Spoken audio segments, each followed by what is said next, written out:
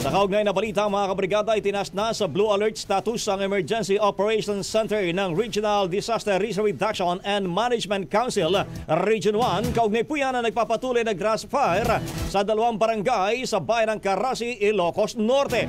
Sa ulat ng RDRRMC1, agad normisponte ang MDRRMO Carasi, Bureau of Fire Protection Ilocos Norte, DNR Ilocos Norte, Forest Rangers, Carasi Municipal Police Station at 1st at 2nd Provincial Mobile Force Company ng Ilocos Norte upang apulahin ang apoy.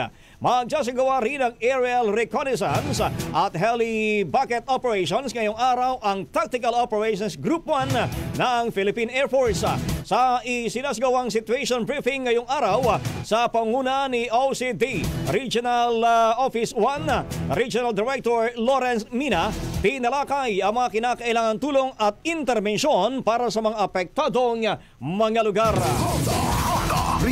Ang bahaging ito ay hatid sa atin ng Mom's Love ES1 Capsule. Simulang tuparin ang pangarap ng iyong anak. And stunting now!